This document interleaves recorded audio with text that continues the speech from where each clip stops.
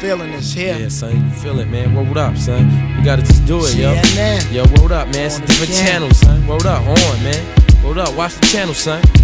Different plane now, man. It's all good. Word up, all good, baby, in every hood, son. Word up, yo. CNN, Network, Channel 10. It's on again.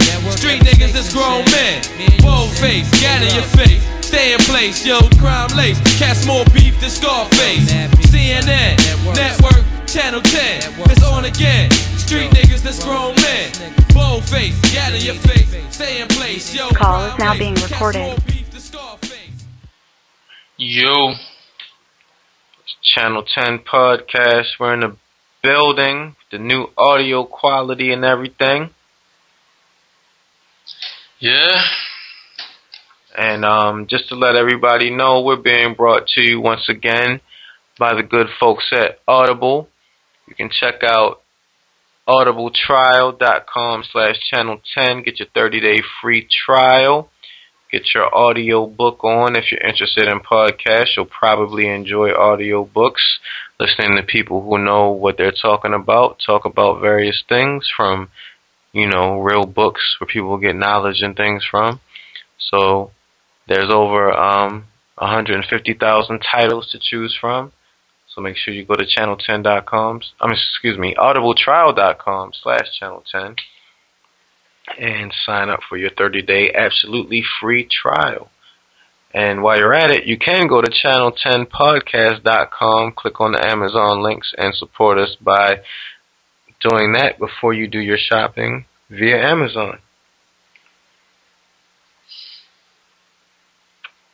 And now that all that's out of the way, what's good? Nothing much, man. Just chilling. It's getting even hotter, man. I feel like I tend to talk about the weather every time we begin the podcast, but the heat index got up to, I think, 103 today, 104 for the previous day. So hot shit going on. Hot shit. Yeah. I don't even know what the weather's like here because I'm in the office all day under climate controls with no sunlight or anything like that, just slaving away. But I feel your pain, brother. Yeah. I try to stay out the house as much as possible, but you do kind of want to be in your own place, especially if you pay all the rent and the bills here. Right. Sometimes I feel like it's going to waste, but I think based on me using the AC, maybe 6 hours a day on average so far, it doubled my electric bill, so it wasn't too bad. But it's much higher in the winter. Yeah. I would say. I don't know, man. My girl, she blasts the AC to the point where, like, that feeling that I had in the wintertime where I was like, man, I can't wait till it's summer so I don't have to feel like this anymore. Mm-hmm. I still have that feeling. Damn, man. Like, yeah. She's like on some whole, she wants to set it so that, it's always 65 degrees in there. I'm like, 65 degrees? That's wintertime. Like, that's the best you get during the winter, Yeah, man, that's pretty cold, especially, if you, look at the body temperature and what it usually is. Isn't it like, 98.6 or 0.7 or something like that?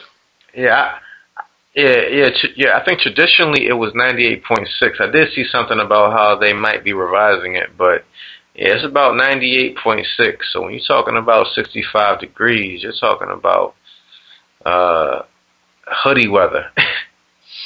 Yeah. Although, it always seems like, and I guess it makes sense, 70 degrees in the summertime is a bit different than 70 degrees in the wintertime. Like 70 degrees inside here, it'll probably still be pretty cold. But then if I can get it up to, maybe 76, 77 is cool. But then when it gets like 80, it's too hot. And I'm good with 80 right now. Maybe I'm becoming anemic or something like that, but I need 80 degrees. Damn, man. Well, I mean, you just had some black beans, right? You getting that iron in you. Yeah, that's true. You know, I'm trying to get my fiber and my iron up. It's you know, we just watched about half of that documentary Fed Up, and you know, it really shows the importance of, you know, getting your fiber and various other minerals and nutrients and things. So, you know, I'm definitely on that, and I feel like, you know, I haven't been to a nutritionist, but I feel like I'm getting, you know, all the nutrients that I need, but I still need that heat. I don't know, man. I really think that it's kind of impossible to get all the nutrients you really need. I think the way, you know, how, you know, the way nutrition is kind of treated is kind of, you know, I guess depicted in a, you know, in a fashion really kind of perfectionist. Yeah. Because, you know, if you look at all these crazy diets that, you know, that are around, you know, this whole paleo diet, and, you know, I didn't even know they even had a magazine dedicated to the paleo lifestyle. Oh yeah. I think I've seen that before, and there's numerous websites about it too. Yeah, it's crazy, but you know, but there's really no such thing as getting the proper nutrients, and I mean, but then, you know, I guess it really depends, you know. I think because vitamin B12 and like some other like complex B vitamins, I believe, you only need like a little bit of, and you know, your body can store certain amounts of vitamins and minerals for a certain amount of time.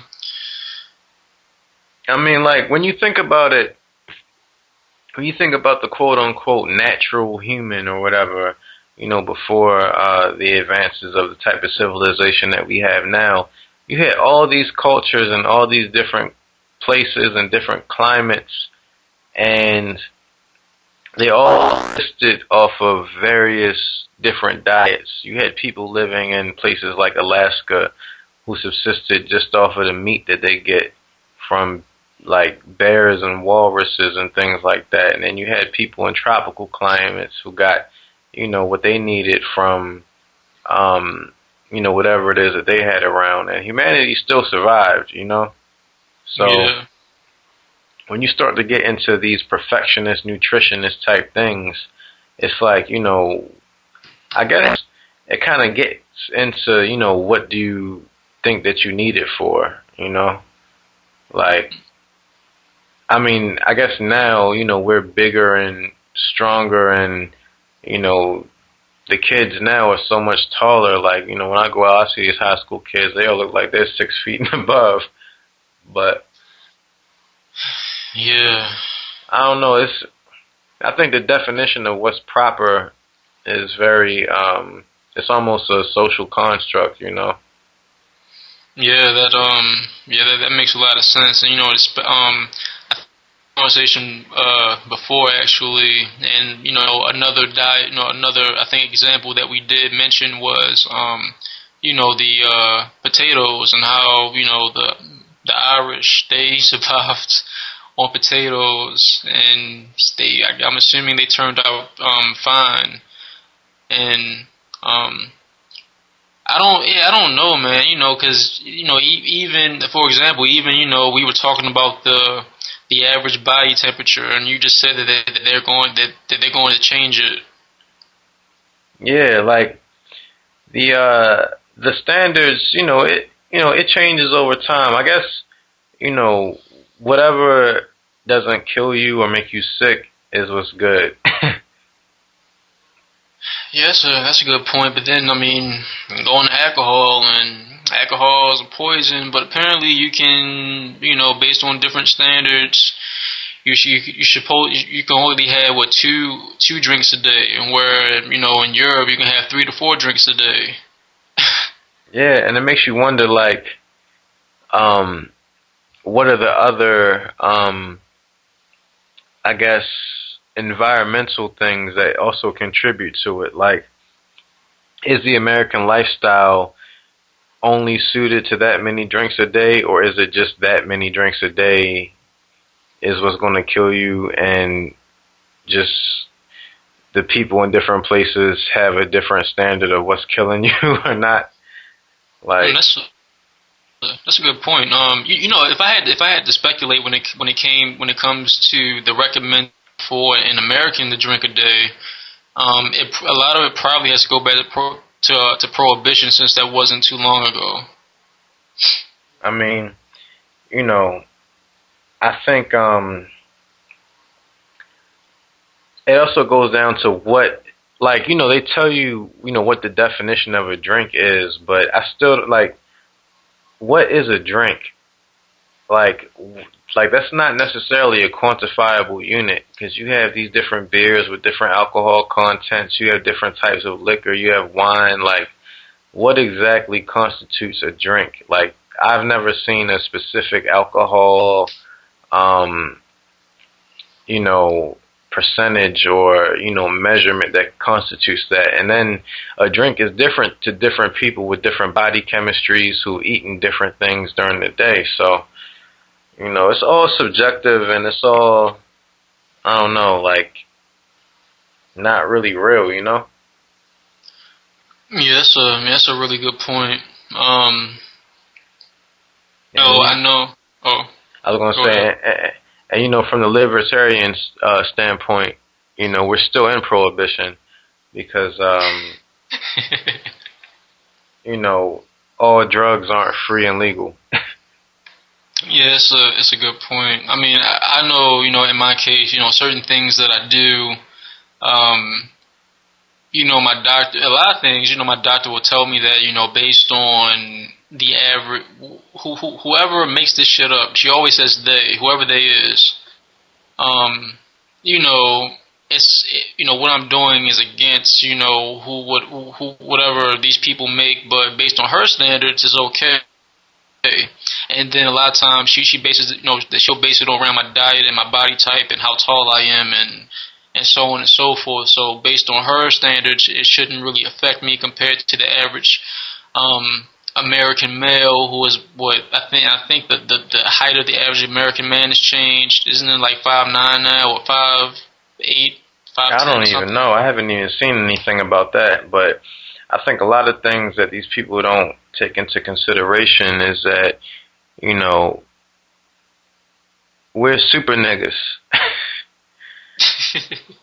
So it's like, you know, we're outliers on the spectrum of American normalcy. Yeah, that's very true. And then, you know, it's interesting, you know, if you go into like various you know, different cultures, like in Okinawa, you know, they have the highest rate of longevity in the world. Yeah. And, you know, they really base it around that diet. But, if, you know, there was like this article I read where these dietitians came in and they studied, you know, these people who are like 100 years old or approaching 100, and they base a lot of it on their diet, their social activity. But when they asked them specifically, a lot of them really thought that, you know, having a drink or two every evening helped them stay alive. Yeah, I think I was either listening or reading something about them in Okinawa, and I think, you know, I don't know if this is like a conclusive conclusion, but one of the things that they came up with is that social interaction is a big part of, and, you know, community, like that sense of community is one of the things that keeps them alive so long. Just, you know, strong social ties and family bonds and all that other type of stuff, and, you know, somehow that keeps you alive longer. And I think that was shown in America.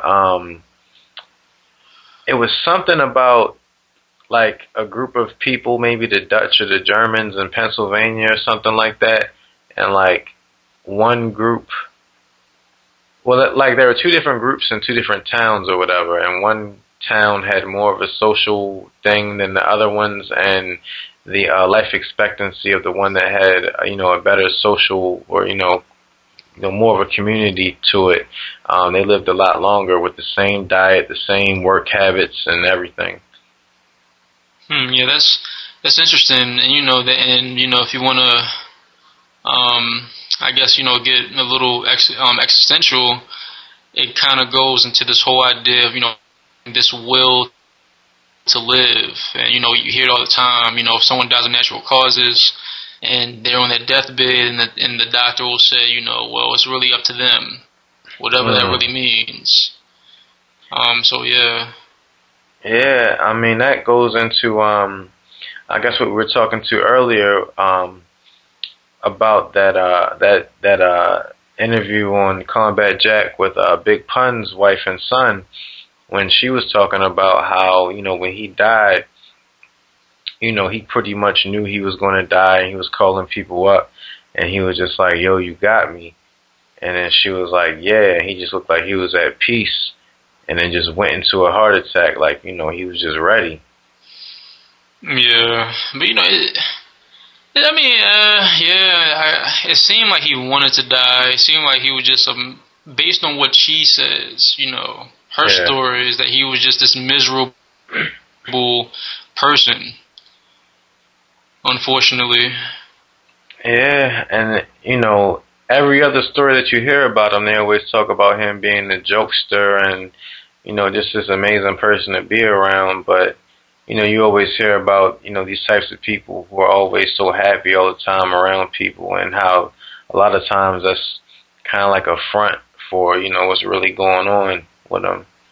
And I guess, anytime you see somebody with that amount of weight and, there's something to that that's, psychological a lot of times. So I think definitely, your environment plays a lot into, and, just your general upbringing plays a lot into, I guess your life expectancy, because, for one, if you're coming from a negative environment or you're in a negative environment, it kind of makes you do self-destructive types of things. And then, sometimes when you just feel good just because of where you're at, it just makes you feel better for some reason. Like, you can be sick, or like, an example of, you can feel sick when you're at work in the office, and as soon as you step outside and you just feel the sun and you're just free for the next couple hours, you just feel way better. And, whatever pain that you might have had in your body just all of a sudden goes away. Yeah, but then then there's the other side where you're in an entirely different environment, maybe even better, but then you're not used to it, and it affects you kind of in a negative manner. Yeah, I mean, that's very true. I don't know, it's just, life is so complex. Like, I knew somebody who, was from the Virgin Islands, and, she was from some small little island that nobody ever heard of before, and she said that it was just so beautiful that she just almost went crazy. And, like, I saw the pictures, I'm like, wow, like, places like this really exist, and people really live normal lives there, and they see that every day. And it's like, I don't know, maybe that could make somebody go crazy. I don't know.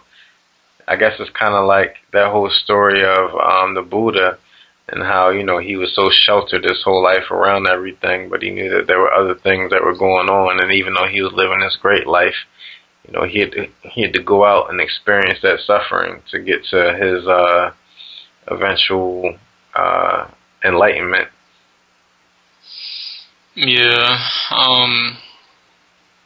and sometimes it seems like when a lot of people, they travel and they go on these journeys, a lot of it in certain instances has something to do with suffering in a way. It's a challenge. You don't really know where you're going. You don't know where you're going.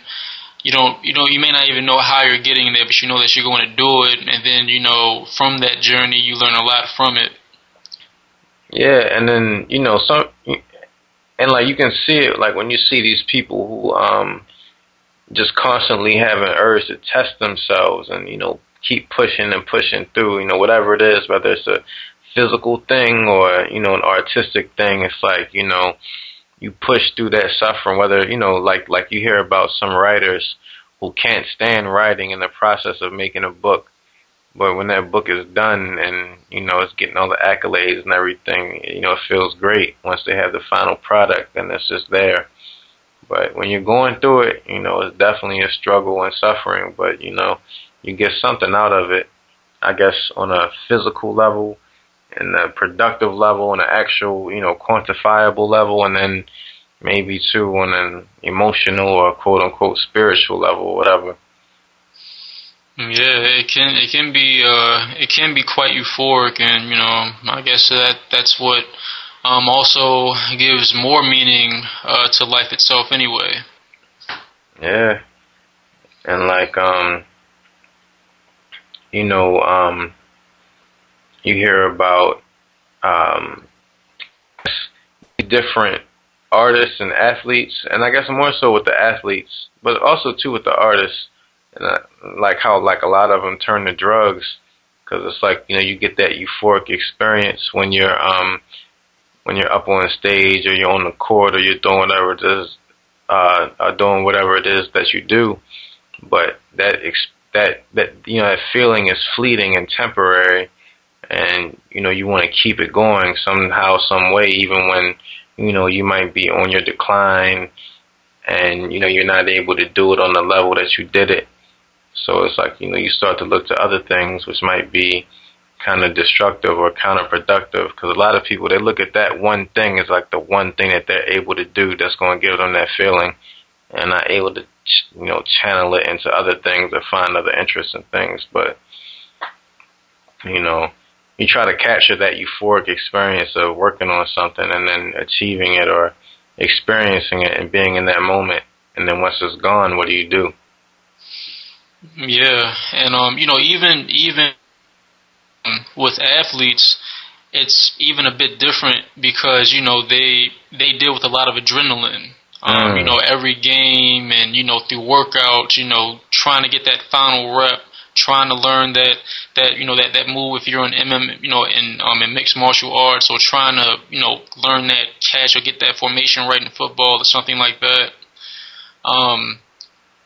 And I guess it makes I guess it makes more sense that, you know, a lot of times, you know, stories about athletes, they tend to go to coke, which I guess in a sense kind of, you know, amps them up and maybe, you know, gives them that sense of euphoria that they get from adrenaline. Yeah, that's true.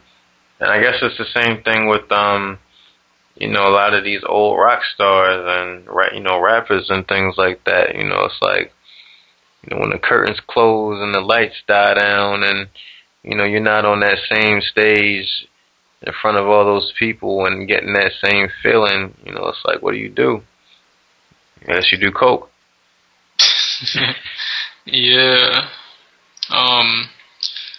Well, I guess to make a transition about someone who has gone through suffering and he really is experiencing, at least it seems like, a sense of euphoria. What do you think about Meek Mill and his steady ascendance into hip-hop relevancy? It's really interesting because I think everybody was shocked, you know, by his album sales. And, you know, I've heard various people say that, you know, he is the voice of, you know, the people in the streets or whatever, and he's going to be the one, he's that next guy to do it.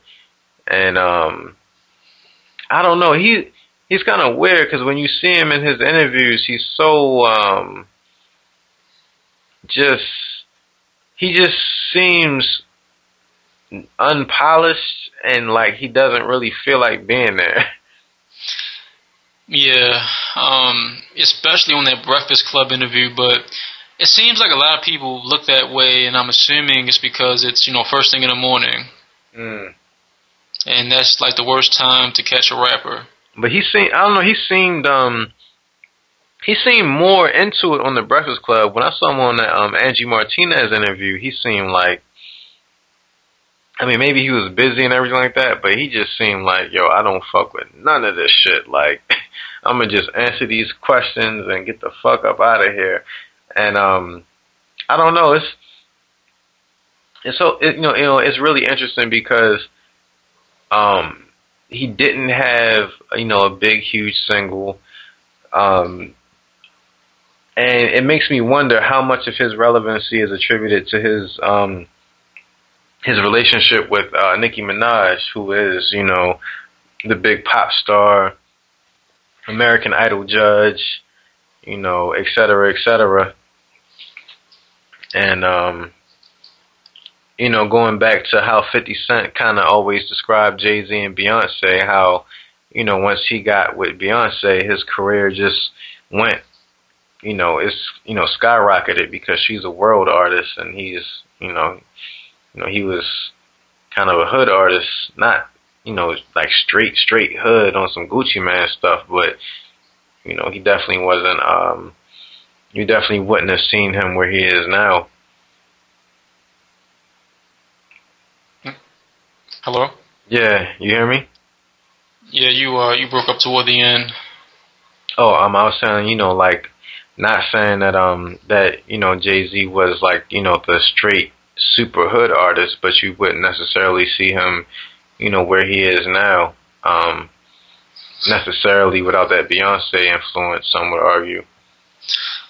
Yeah, that's true. I mean, and I don't see Jay-Z doing, I mean, as he is today if it wasn't for Beyonce. There's no way, I think. But when it comes to Meek Mill, I think it's a bit different because, Nicki Minaj, she's coming off of that, pretty much that commercial failure of an album of hers. I'm assuming it's gone gold by this point because she's Nicki Minaj's least, but Beyonce she hasn't really had a commercial failure. You could possibly argue that kind of was, like, based on her standards, but I mean, anyway, I think another thing about Meek Mill is that this is something I didn't want to accept, but it does seem like he kind of has his own niche when it comes to him being like this street artist. Because if you look at the field now, you have your Young Thugs and your Rich Homie Quans, and I mean, maybe outside of maybe them, there really aren't any ones. You'll get your OG Macos who pop in and out, and then even if you do have a street artist, they sing like Future. So they can do turn the lights on real quick or something like that, which really captivates the primary audience that buys their albums. Yeah, I mean, Meek kind of did it a little bit more with this album, and yeah, I think you don't have that Northeastern street artist so much. I guess, the interesting thing about Meek is, watching his interviews, he says a lot of the same stuff that Troy Ave says it. Maybe he doesn't say it as blatantly as Troy Ave says it, but, Troy Ave will say something like, there's a whole bunch of weirdo artists, where Meek will be like, I really don't listen to any of these artists. I mean, Kendrick, he's cool, no diss to him, he's real lyrical, but he doesn't touch me, the way, like, pause, like maybe a Future would, because Future's talking that shit that I want to hear, or some shit like that. But Meek, and I don't know, like, I don't know, because, Meek is from Philly, and, Philly and Baltimore are very similar in a lot of ways, and he seems like what a Baltimore rapper would be if they got to that point, Mm-hmm. Like, I mean, even down to the dirt bikes and just all that shit. Like, excuse me. And I think that, just that thing about him that I can see, gravitating towards him because he seemed like a Baltimore dude. Other people in other cities might gravitate to him, for that. But I guess I like him because I just remember him from, you remember the Flamers mixtapes? Mm-hmm. Yeah. And like, his style is definitely progressing, even though some of his joints do seem a little redundant, the same type of beat. But he's switching the flow up. He's not yelling as much and screaming. And I think his music, excuse me, on the musical level, he's definitely, slowly but surely evolving to where, he's going to be around for a little minute. I mean, I remember, years ago, bumping, you remember my rose red and my diamonds blue and I keep a bad bitch like 5 times 2. Remember that song? Yeah. And it's like, it's funny because then I was like, like this is the record right here. Like this joint is was popping in Philly. Then all of a sudden, Rick Ross and T.I. on the remix, and then he just went from 0 to 100. But I don't know. It's just interesting to see his career.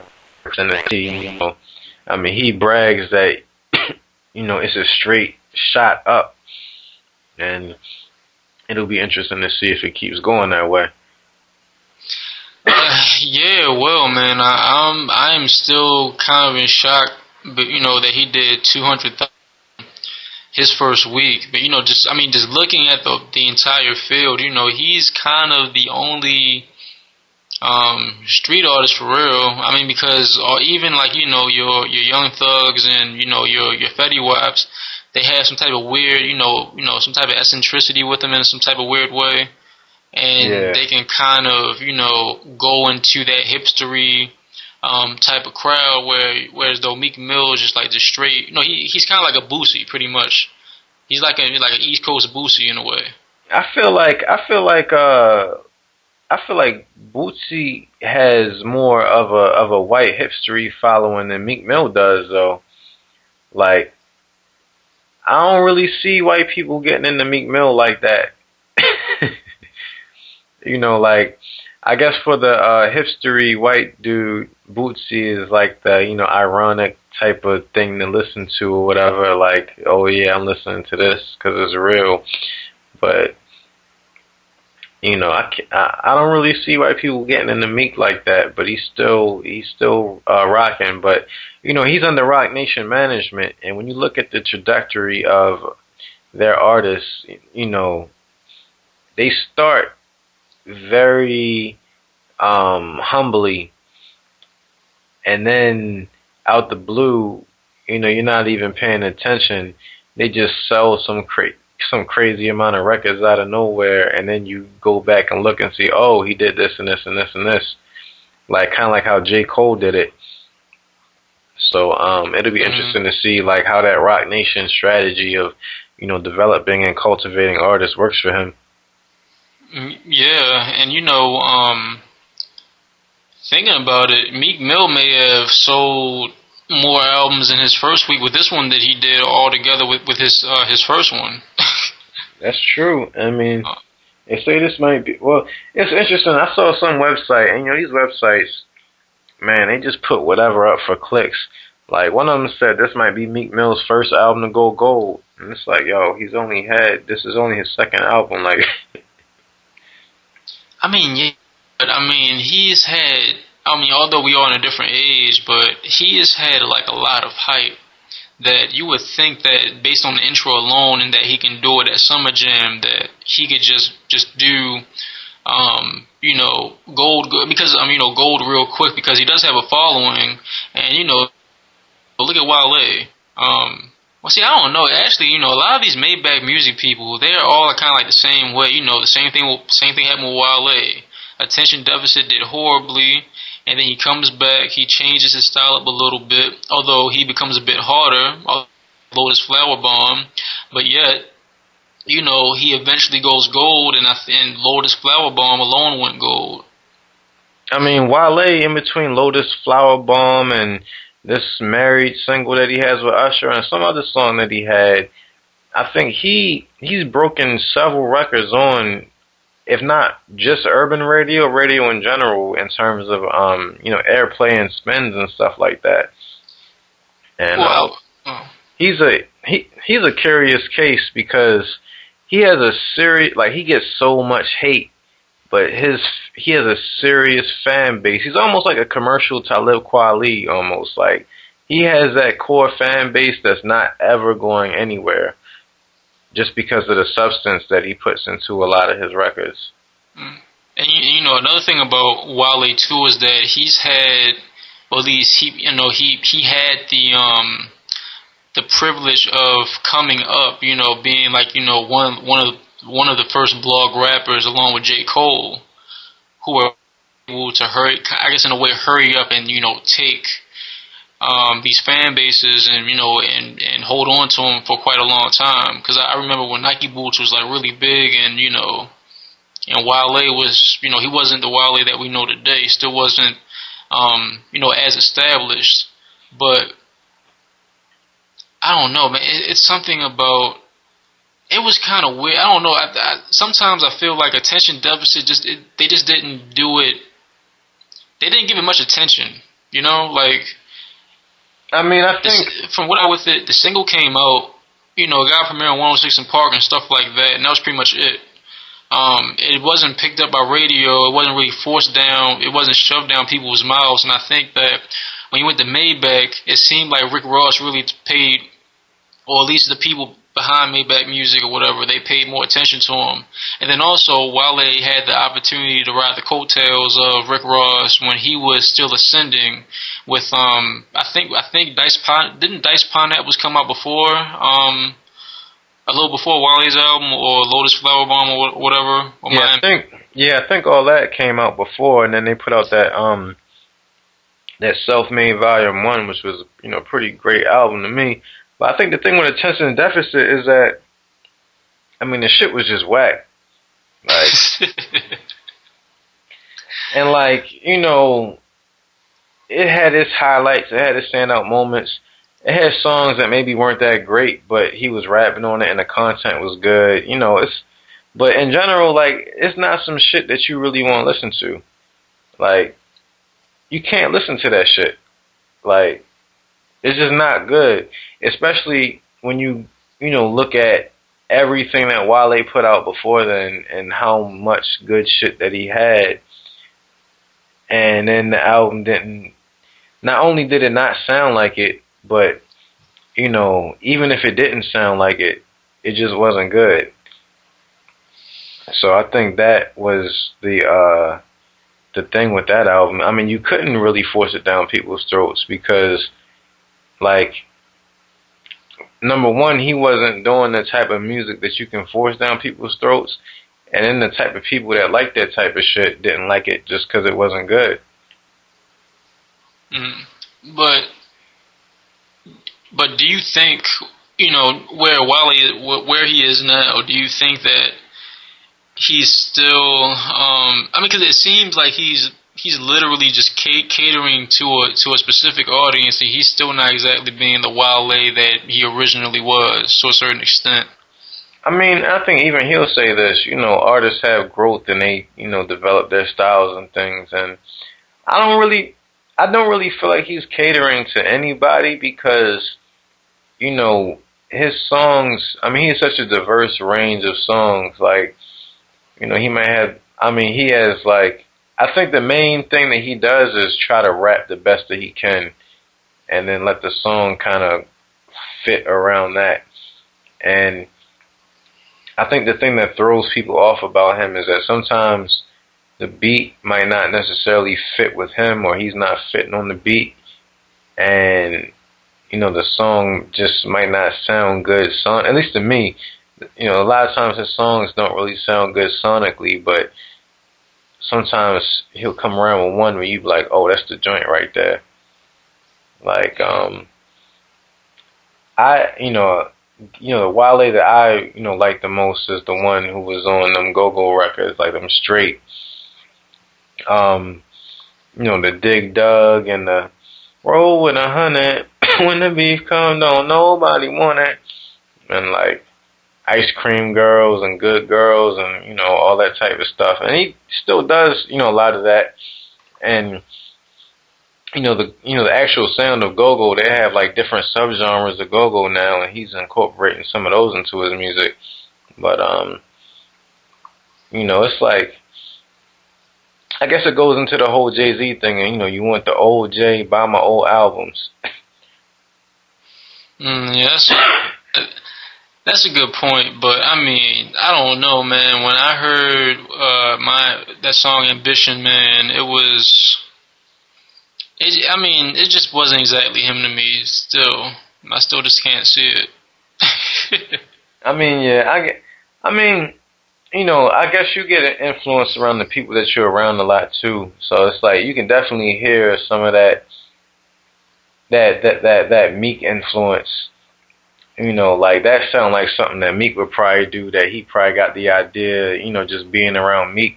And Meek even said, he doesn't really do like chick type songs, but, like a lot of times Wale would be in the studio with him, and, he wanted to get Wale's help, doing some more softer type of chick records and all that. So I guess, they rub off on each other in different ways. Pause.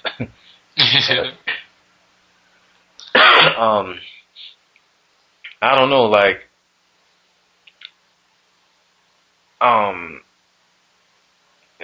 when you look at Maybach music, you got Russ, Meek, and Wale, and then you have Stolly, who nobody cares about really anymore, and Gunplay, who everybody's been looking out for. And I meant to send you this song.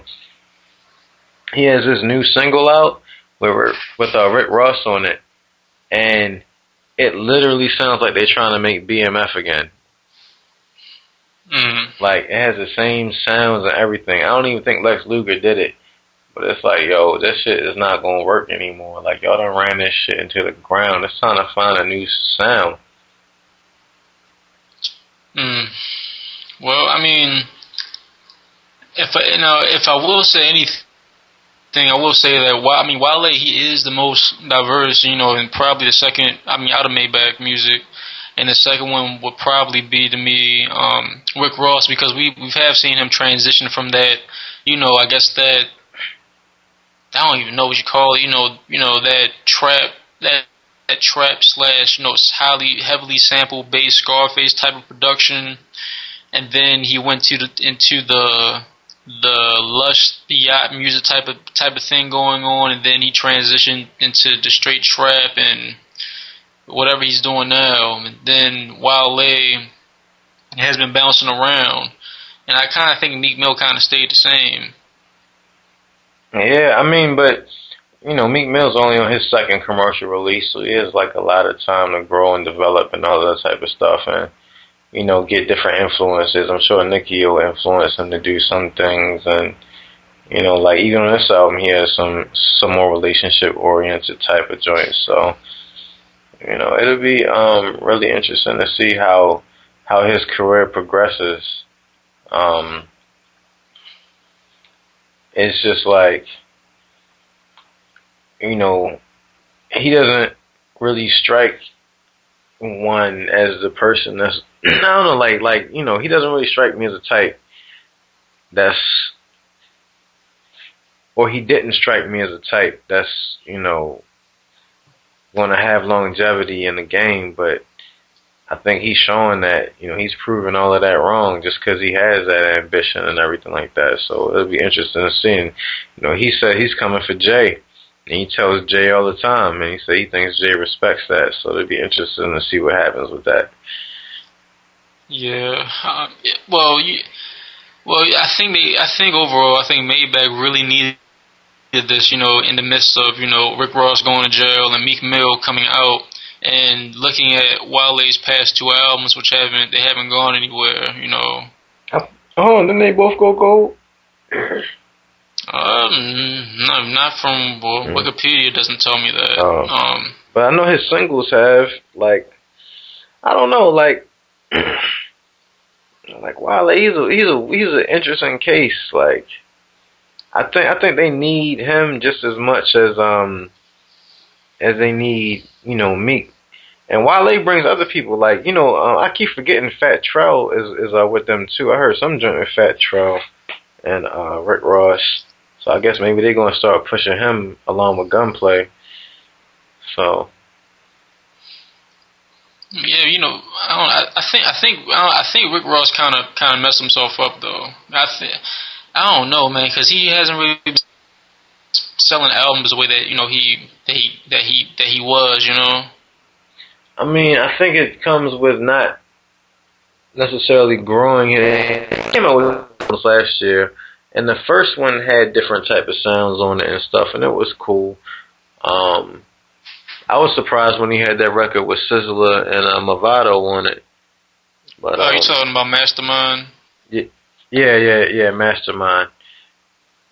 That was a pretty cool album to me.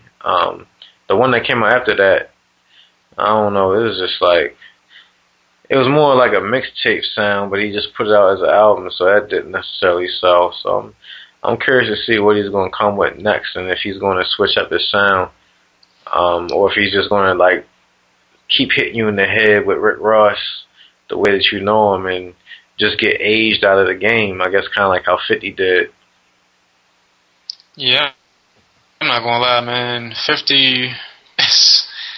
Whenever I hear him, man, it just sounds like something from 2003, 2004 or something. Yeah, I mean, he put out that new single with Jeremiah and I think was T.I. and 2 Chainz on it. I believe they were, and I like the song, but I've only heard it once or twice, and that's just off of me trying to hear it, you know. So, you know, he's very stubborn, you know, sticking to his guns, sticking to his sound. Whereas, you know, maybe if he got on 1 or 2 trap beats, it might not be that bad.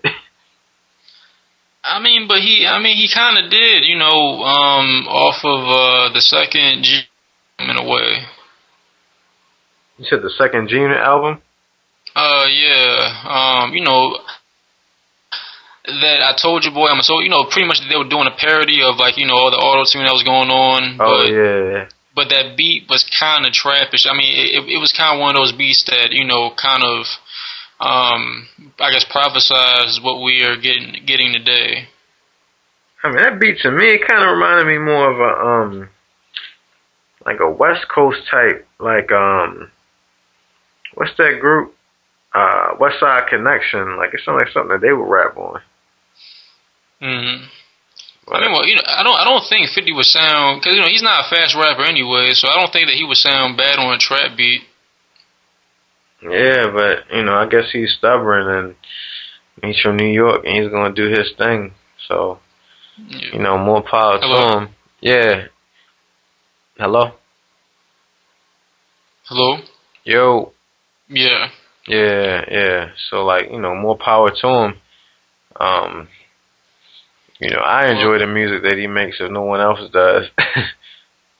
Yeah, I mean, well, you know, I remember on the I don't know which one it was. Maybe one of his later appearances on the Breakfast Club, and he was kind of explaining his career and like what he's trying to do with it now, and being patient. And he was trying to explain his whole process behind it, but it really didn't make any sense because it just really seemed as if he was thinking where you can actually still wait around for like that one song or something like that, where, you know, everything is moving so fast nowadays.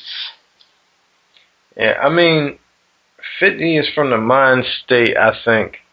I don't know, like, he's from the mind state that you can just sit down and craft a good song and it's going to do something. Whereas, you know, when you look at these kids now and you listen to their music, they ain't sitting down and crafting nothing. They just throwing some shit out there and whatever catches. I mean, you got shit like the Nene, you got the Migos, you know, you got so much shit out here that, like 50's always talking about song structure and how you put it together and this and that.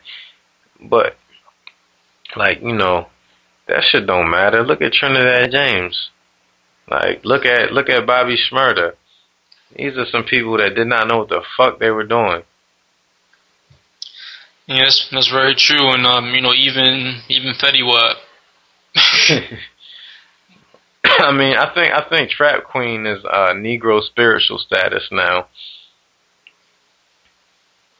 I mean, yeah, I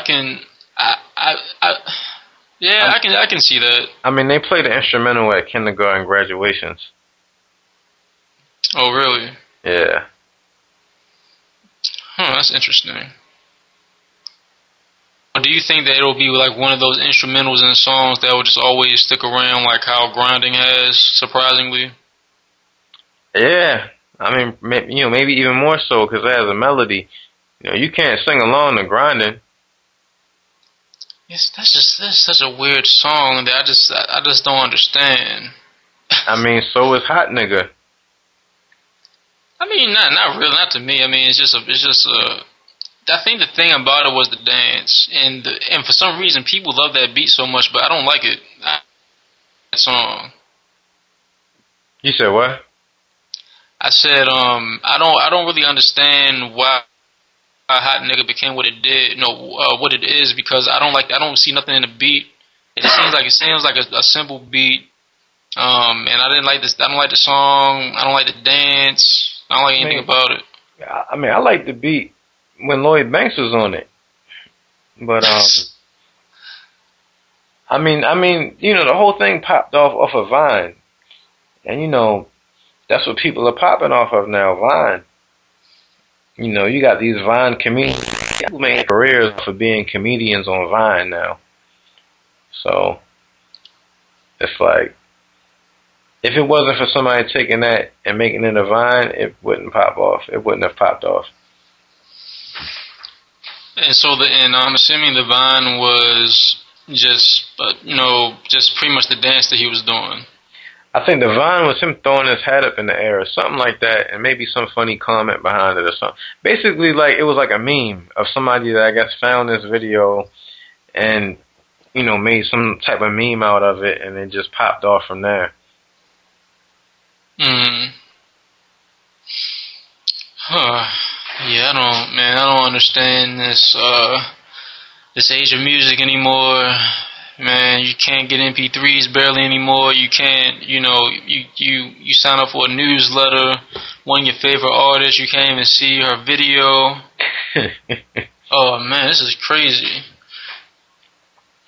I mean, I don't know. I mean, I guess, things always change and they're always in flux, and, whatever is changing that you don't like is probably opening the door for someone else to do something new. Like, I'm waiting for somebody to pop off of Snapchat, Man, I still don't really understand. I mean, I figured that I thought Facebook would already had his reign, although you never heard off of Facebook, surprisingly. I guess because it's so private. I guess a lot of rappers can't pop off of it. But like, I remember when Facebook first came out, and when I was in college, and you had these Facebook songs, and they kind of spread back when people used to upload songs to SoundClick. Yeah, goddamn, yeah. Yeah. And it was like 2 or 3 Facebook songs that were really popping, and then they kind of fizzled out. I guess people didn't have anything else to come with it. But MySpace, people used to pop off of MySpace. You remember that Combat Jack with Ryan Leslie when he was talking about what he did? Oh yeah, about that weird algorithm or whatever, and the Google thing. Yeah. Yeah, that was pretty interesting, man. But things just become more complex, day by day. I mean, it seems complex, but it's really simple. Like, now you have more outlets. Like, now you just do some shit on your phone. you put it on Vine, or now you got Periscope, you got Tumblr, you got all these things. You just put that shit up, and then eventually, you know, if you have something that somebody thinks is funny or something like that, it's gonna go. Yeah, but I don't know. I think a lot of that shit, half the time, is luck, though, man. Yeah, I mean, I know with a lot of it though. I think there's certain companies that will pay you for like your YouTube video, and they pay you for like the rights to use it, and then they end up using it and creating some type of like meme behind it or some type of marketing strategy and giving it some type of push, and then like somehow using it to promote some type of product. So I think like a lot of this shit is not as organic as they would make you think, like as they would make you think. I mean, I think that's what a lot of rappers, man, you know, like, to all these different hip-hop podcasts and, you know, finding out how they became who they are, and, you know, they knew this person who knew that person, or, you know, someone's cousin lived down the street from them, or even, you know, I was watching that Drake Obey Your Thirst documentary, and, you know, he was talking about how people think that they still gotta go to New York to, you know, to be heard, and he was like, man, you don't gotta do that, I proved it, you don't gotta move anywhere. But he moved down, and he was associated with hip-hop since 1987. Oh yeah, that's right, I forgot all about that. Hop and G. Yeah, man, so I don't know what to say. You know, Jay-Z with Jazzo, and then he hops on Beyonce, you know, literally and figuratively. I mean, when you think about it, it's very few people who like really pop off without any type of like serious cosign. Like, I mean, you know, everybody gotta get a cosign somewhere along the line, but it's very few people who are just able to do it just straight on their own with nothing. Like, I think of 50, even Joe Budden. Like, he got all his shit just straight on his own. Trying to think, who else? I guess you can argue Tech Nine. Yeah, Tech Nine.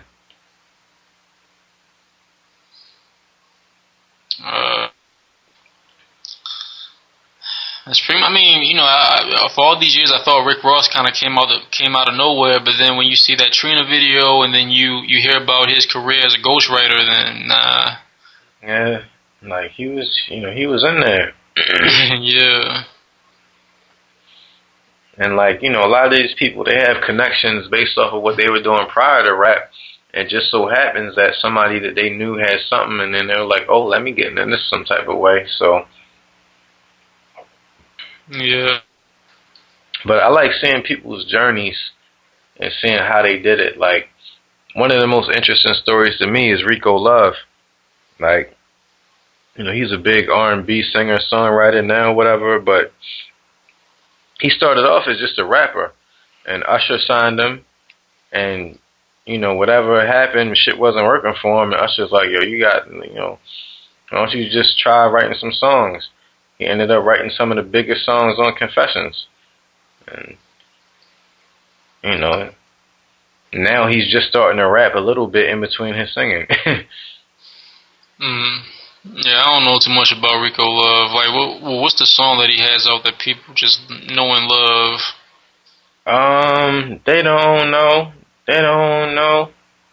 Okay. And I think he has some other ones too. So, yeah. And it's like, you know, he started his own label, and then shit didn't go right with his artist or whatever. So I guess he just figured he gotta do it himself. Yeah, that's what's up. Although, you know, he still had that the help of, you know, having Usher and all this and that. Yeah.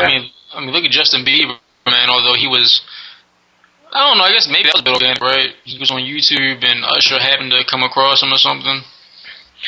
Yeah, but I don't know. You never know, cause like, you know, when did Scooter Braun or whatever his manager's name is get into the picture? Like, a lot of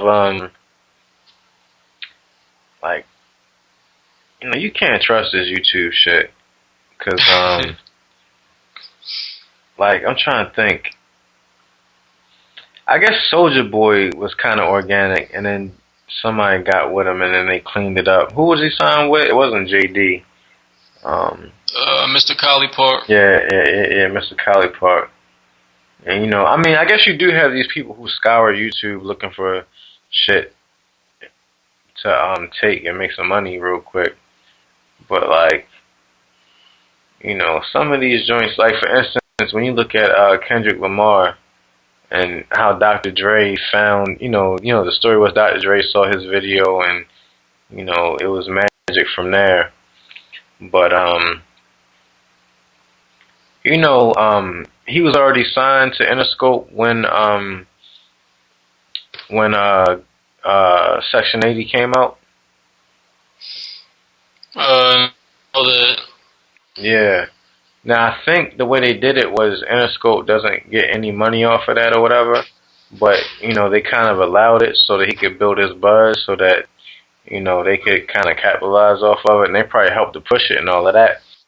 And somebody was saying like, you know, when you put out stuff like that independently, and then you come out on the major, people go back and check your old shit, and then that's straight profit for you. But he still had, you know, the whole Top Dog behind him, so. I don't know. I guess, you know, you're only as strong as your team. Yeah, I mean, well, maybe, I guess J. Cole could possibly go in the circle of organic people. Yeah, I mean, his joint just seemed like straight luck. Like, pass the CD to somebody who passes it to somebody else, and Jay-Z got a hold of it, and, you know, I guess they worked him organically. You know, luckily he was able to get with a company that, you know, had a vision for him that was able to work organically after he was signed. Yeah. And then, you know, of all people that you'll probably think is like really organic, Jay Electronica, that was the least bit of it. Yeah. But, you know, I guess it is kind of organic because the album still isn't out. I mean, yeah, but I mean, you know, you're sleeping on the couch at Baseline. I wonder. Always in the back, always. Yeah, like I wonder. And I think maybe he was a cameraman for somebody or something. I want to say for a little bit, but like, you know, all that shit that happened was after he had already broken up with Badu, I believe. So he was, he was definitely around. I have a feeling that he's going to drop his album for the Million Man March. Oh man, that'd be so corny. I mean, when else would he do it? I'm sorry, it's just. I mean, now, so people can finally listen to it, so we can stop seeing these random pictures pop up with you, you know, with a big 5% chain on, and then you know, another picture with a microphone and a big Congo drum. I'm curious. I mean, I think if he doesn't drop his album for the Million Man March, it's never coming out. Well, you know, if anything, if that does happen, I think Jay-Z's probably had a lot to do with that. He probably told him to do it.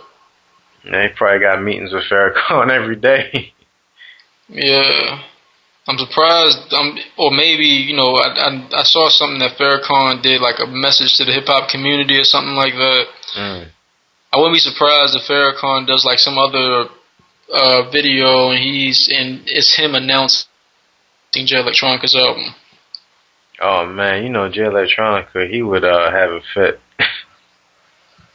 Yeah, I'm sure he would. I mean, well, I'm pretty sure he's very aware of Jay Electronica.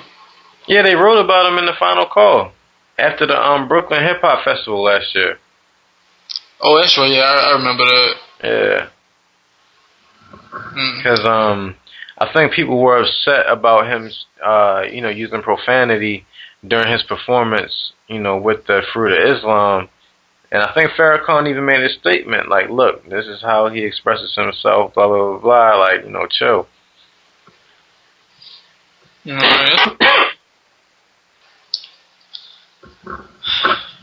I don't know, man. I don't know. When is this Million Man March supposed to be again? In the summer, right? What, in August? Nah, October 10, 10, 15. Okay. You gonna go? Yeah, me and my girl, we going down there. Oh man, that should be very interesting.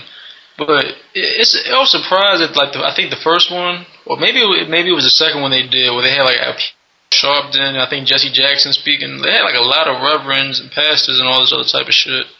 Yeah, it's crazy. I went to the second one, but I think, excuse me, I think we were so far back, we ended up just dipping.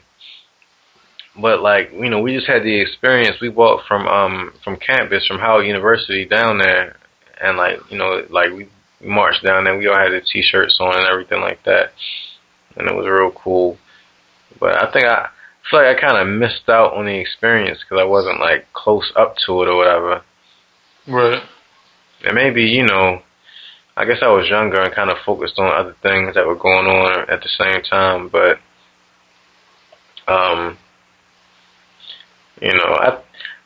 at the very least, it's cool to be a part of history. But I do feel like if there was to be a leader of black people to listen to, the only decent option that you have is Farrakhan, and he don't really say anything that's off base. Well, yeah, but all the shit about black leader, man. White people don't have a leader. Yeah, it's the whole thing of, they're the dominant oppressive force, so any type of rebel, uprising is going to have a leader to spearhead it, Yeah, that's true, but if you're you want to go libertarian with it, I don't think that will exactly be the case, right? I guess it depends on what branch of philosophy of libertarianism you subscribe to. But when you think about it, white people have leaders when they need to have a leader. They had leaders when they came time to separate from the British. Well, I don't know. It seems like a lot of times when leaders come around, they really just assume that they're the leader. Or history happens to look back on them as the leader, like how they do with Martin Luther King, where you had a great majority, a whole other sect of blacks who didn't like anything he was doing. Yeah. And the founding fathers, they just knew that they were smarter than everybody, and they just really wanted their land. Around, think about shit, and get drunk and talk about ideas while everyone else had to work and toil and shit. Yeah, with leadership comes everything that comes with leadership. You get the demagogues and the dictators and all that other type of stuff comes with leaders. So I guess from a libertarian standpoint, you would say that a lot of people would say that government is a necessary evil, unless you go straight anarchist, we don't need any type of government unless you volunteer to be involved in it. Yeah, see, that's the thing. There are anarchists around, so I'm sure the black anarchists out there probably don't want to hear about Farrakhan or Martin Luther King being their leader. Yeah, but I don't know. I think anytime anytime you have ideas and you mass broadcast them, and people start to listen to what you say and become influenced to it, or influenced by it, like it or not, you become a leader. Well, yeah, that's true. So even the people who are anarchists, they're reading certain books and getting certain philosophies, and they subscribe to different trains of thought that were put forth by certain people. And whether you want to put a title on it or whatever, when you really think about it, they're a leader. Like, Ron Paul is a leader of the libertarian movement or train of thought, just like I guess you would say that Rachel Maddow is a leader of a certain brand of liberalism, and what's her name with the dreads and the lisp? Melissa Harris Perry. Yeah. She's a leader of another type of brand of liberalism. Yeah, which I don't even know what these sects of liberalism are. I guess it boils down to how far left you are. So you have the pretentious white college hipster liberalism. You have the black nerd liberalism. You have the just don't know shit but just rock with liberalism because it sounds good liberalism. And then you have the Bernie Sanders liberalism, the socialism. And then you have, your classical liberals. Like Martin O'Malley or... Oh, no, I'm thinking about like a Thomas Paine. Or like a Thomas Jefferson. Oh yeah, that's super classic though. They still want slaves. Yeah, I mean. You know what? I think the thing about Melissa Harris Perry is that I think she's like one of the people to like that really came about, that kind of really shaped and molded black intellectualism a bit more properly. Because before her it was still kind of like scattered. Like you had Michael Eric Dyson, and you did have Cornel West, and maybe some other people. But then when she came with with an entire show, and she labeled it, and she kind of made it her own thing, it seemed like it just kind of call for even more black intellectuals to become more, to come to the forefront, or to become more relevant than what they were before. Yeah, and it's crazy because like I think she has this new thing called Nerdland or something like that. Yeah, that shit is trending every Saturday morning on Twitter. Oh, really? Yeah. Damn, man, I didn't know she was. I was always curious to see like the type of going, and I mean I guess it makes sense because when MSNBC, when they like revamped this really got so liberal. When they revamped, they did that whole like revamping of their lineup, and they included those 2 weekend broadcasts with Chris Hayes and Melissa Harris Perry, and you have this extreme white liberalism and this extreme black liberalism. Yeah.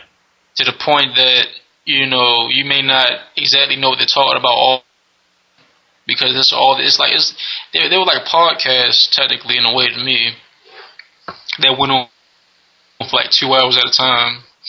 Yeah. I can't stand Chris Hayes. Oh man. I mean, I think I get Chris Hayes mixed up. Who's the Chris Hayes is the fat one who peed on himself because of Obama, right? I think you're thinking about Ed Schultz. Chris Hayes is the one. He's Rachel Maddow's. Okay, that's him. Yeah. Puppet. Yeah. Yeah, I can't stand him either. Even though, before I kind of stopped watching MSNBC, he seemed to be getting a little bit better. But I don't know. I don't know what to say. Like, he is to Rachel Maddow what Sam Smith is to Adele. Yeah, only person I can really stand on Maddow because she. And I think it's like the way she presents certain things. Although I don't know, I don't know, there's something about I just can't watch this stuff anymore. Then I try to bounce around different news things to get more into politics, and I just can't do it. Yeah, I think when you really see how fake it all is and how much of a show it all is, like, at the end of the day, it's entertainment. Like, there's no or very little to gain intellectually from watching it other than to be entertained by just people dissing each other. But they're doing it in a certain form to where it's considered intellectual and acceptable versus, a hip-hop way of doing it. Yeah, but even even if it's reading, some type of article, a serious article on politics, I'm just not into it. Maybe I'm still going through a phase. I don't know, but but originally the reasons why I did watch Fox News and MSNBC, even listen to Rush Limbaugh, was to be entertained. I guess the same way how I watched Pastor Manning videos. I think that yeah, it is entertainment, but it's kind of like, I think I'm to the point now where, how Joe Rogan says that he might have to stop commentating the UFC because of the head trauma and it gets to him? Yeah.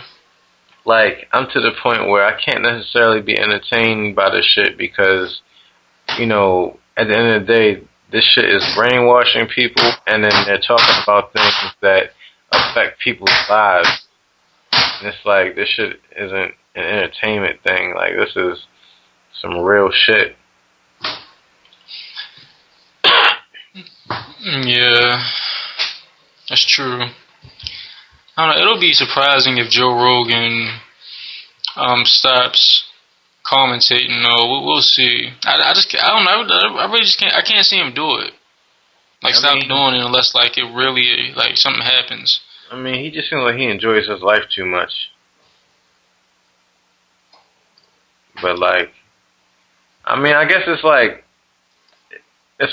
do we stop using smartphones because we know that some people over in some third world Asian country are slaving over making these microchips? Well, that's true, but they aren't televised on TV too often.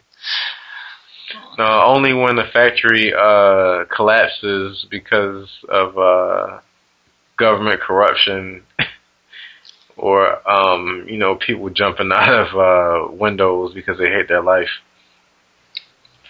Yeah, and he's right there, and he has to be all excited about someone getting the shit kicked out of him in the head and blood flying everywhere. Yeah, that UFC 189. Woo! I still got to get through it. I didn't get to the McGregor fight, and I still don't know who won, even though I kind of think McGregor won. Mm-hmm. But that shit is brutal. Is it up on the UFC thing yet? Do you know? Nah, it's not up on there yet. That's too recent. Man, that UFC Fight Pass, man, that shit, at least on the phone, they need a better app or something, because trying to find the shit that I want to see, even some shit that I know is there because it was broadcasted for free on there, I can't get to it, and this shit is frustrating.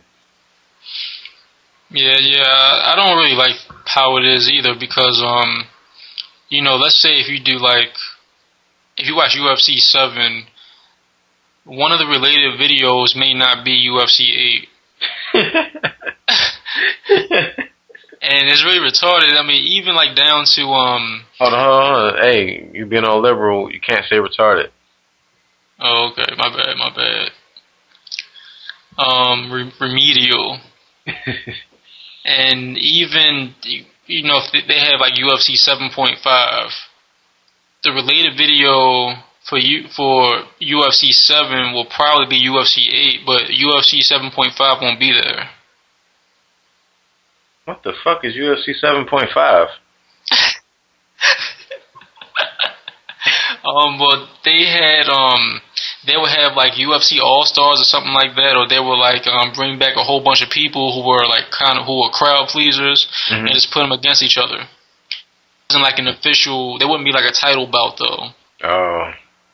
So I think UFC 7.5. I think that was UFC Revenge. I think, and so it was like a whole bunch of people trying to get vengeance. or something, yeah. Oh man, how long after UFC 7 was that? Do you know? Oh, it was like I think like maybe 3 months later or something like that down the line. Oh, okay, so they had like a little bit of time to train and recover.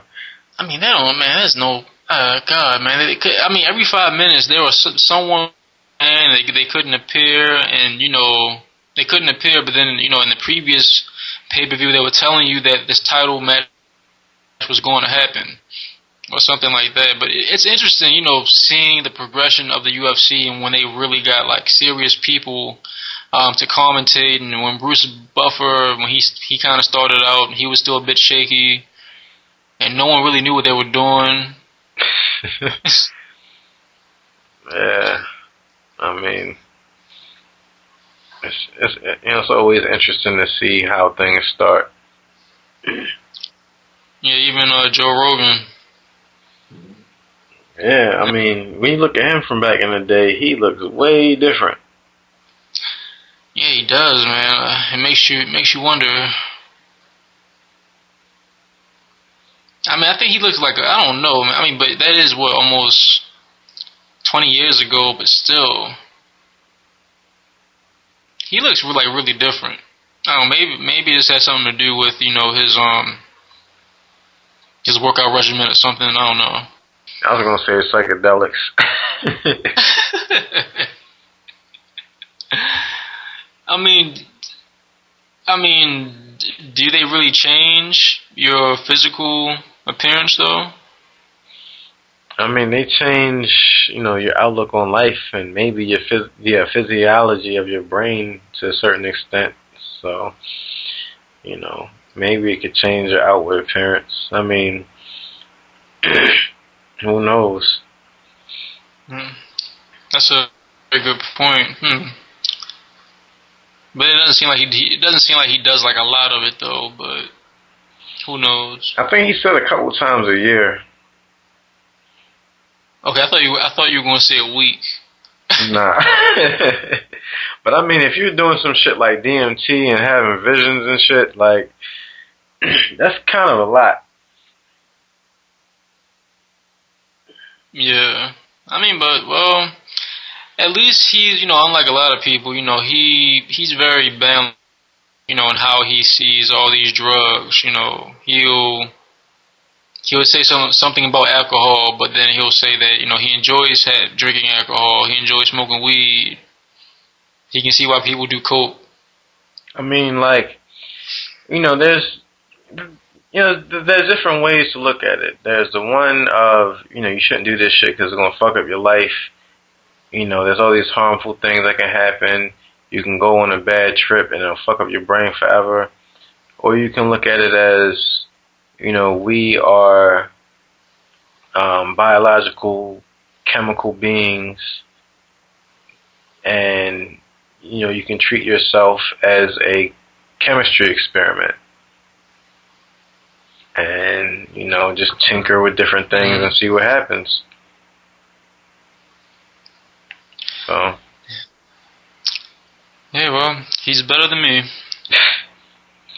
Oh. I think my chemistry with this Dead Rise Old Bay Summer Ale, brought to you by Flying Dog Brewery, who are not sponsors of our podcast, but Audible is a sponsor of our podcast, so we need you guys to go to audibletrial.com/channel10, sign up for your free trial, and listen to some books if you don't feel like reading or you don't know how to read. Yeah. Yeah, so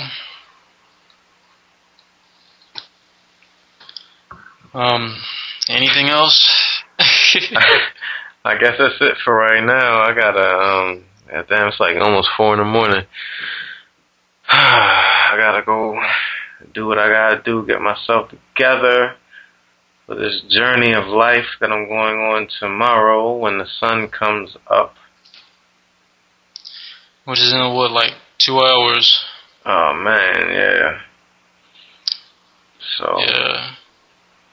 I guess podcast audience, I will bid you adieu. Hopefully you enjoyed your experience listening to the Channel 10 podcast. Hopefully you sign up at audibletrial.com/channel10 for your 30-day free trial, and hopefully you go to channel10podcast.com and subscribe to everything. Like us on Facebook, follow us on Twitter, and also buy through our Amazon link, which is at the top.